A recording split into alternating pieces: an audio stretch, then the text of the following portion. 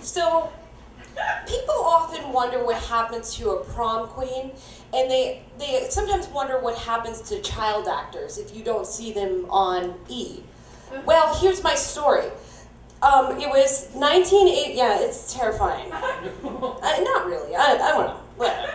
So it was 1986, and we lived in Miami, Florida, and I was 6 years old, and we were at the beach, and we were playing in the sand, me and my brother, who was 7 years old, and this woman came up, and she looked like a raisin, but she had legs, and she had a big, floppy, they do, their boobs are, I mean, you're little, but you know this ain't right. And so she waddled up to us, and she leaned over, and she had this big red floppy hat, and she said, "Are you two twins?"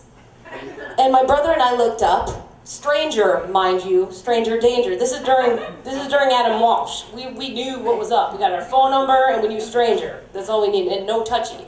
So we looked up and we're in like this and stuck our teeth or our tongue through where our teeth should be. And then so she waddled up to my mom, and we figured that we were just gonna get in trouble, so we waddled along behind her, and my mom was there, and she was nursing my brother, the younger one, and it ended up that she wasn't gonna yell at us, she was actually a casting director. And she said, "You know what, have you ever thought about putting those two kids," I know she talked like she was like, smoking cigarettes like at the beach, you know, and she said, "Have you ever thought about putting your twins in commercials?" And my mom said, "I think that sounds great." Never did she fess up we were not twins. We're 17 months apart. But my mom always had, you know, she was always very theatrical. She was an art teacher, and she looked exactly like Penny Marshall. And oftentimes I know that she'd just kind of catch Laverne and Shirley and be like, "Huh, what's the big deal with that?" You know? Look at this, Wizard of Oz, college. I was good, I was the lion. So she didn't even skip a beat, like, "Yeah, of course, yeah, tomorrow, perfect." So she said, "You guys want to be on TV?" And we were like, "Sure." And to me, I was like, I'm gonna do this. I am gonna do this. I will be Punky Brewster. And just when that happened, I know it was like a Monday, and the audition was on Thursday, and I was going to get prepared, which meant I would lay out my outfit. I couldn't sleep, I couldn't eat. I would pace back and forth and repeat things that I probably shouldn't have heard on the TV, and I just repeat it, and I get focused, and I repeat it, and then here comes Thursday, and it's time. So my mom loads me and my brother and my little brother into the van, and she starts to drive the van down to the Fontainebleau Hotel. And never once did she think to herself, you know, this is before Google, where you're like, oh, maybe you shouldn't take your kids to a hotel and see a casting director. It wasn't like, she was like, we're doing this college, like, we're doing this. If not me, you, next to kin, come on. Like, someone is going on TV. And so we were in, and I can only describe this as the largest battle I have been a part of as a young child, because I was prepared. I had my outfit.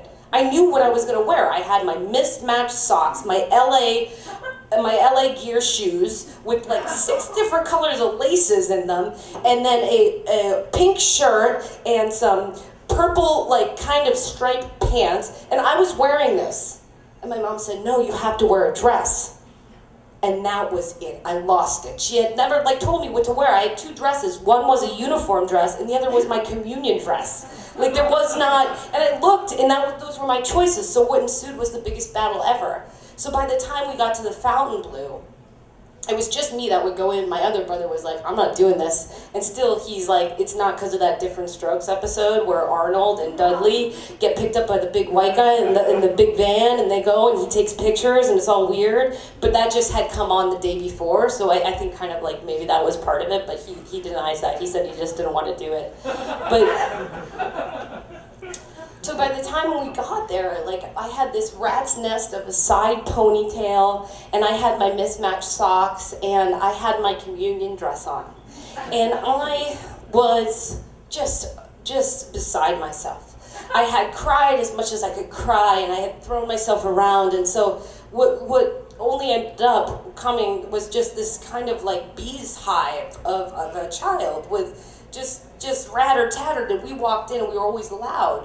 So you walk into this hotel room and there's all of these tiny little adults sitting around, reading lines, and then we come in like, what do you want? And just like tearing through the joint, and they took me right away because we were late, per usual. And I went right in, and they said, okay, stand there, and there's this table of adults, which looked nothing like the judges on Flashdance, which I shouldn't have seen, but I did. So, you know, that was, and they said, stand here, we're gonna put the camera on.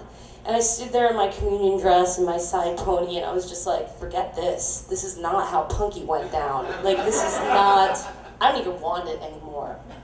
And they said, does your mom ever get mad? And I was like, well, yeah, she does. They said, do you cry when she gets mad? And I said, yeah, we cry because she's mean. And they were like, she's mean. Perk up, perk up. Like, oh, she's mean. Yeah, and when she's mean to you, what do you do? I cry. I cry because she's mean. And they said, well, can you just say, my mommy drinks because I don't make my bed? But kind of pretend like you're crying? And I was like, my mommy drinks because I don't make my bed. And I booked my first commercial, which happened to be Children of Alcoholics PSA. So the whole look, the fucking little disheveled mess with the LA girl communion dress coming in going, my mommy drinks because I don't make my bed, was my first commercial. And I booked that one, I was like on fire. And then I booked a Pine Sol commercial, and then I booked like a Tide commercial. I was on fire, I was touching, I was gold, I loved it. I could miss school, eat as much candy as I want. Everyone told me I was adorable, and I had a purse with money, and I could take my friends to the movies. Who was cool? Like, I was like, now I get this. Like, I was on TV, and I'd wait until my little friends would be like, my entourage, like, tell them I was on TV, and be like, why on TV? And I'd be like, okay, now you can be sitting next to me. Like, it became like a big monster. And then the call came. Disney. This is like the qualm for a little kid. Disney was holding private auditions for the new Mickey Mouse Club. I don't know what it feels like to win the lottery, but this was it. As far as I'm concerned, I peaked when I was 7. Whatever. We'll go, that's another show, but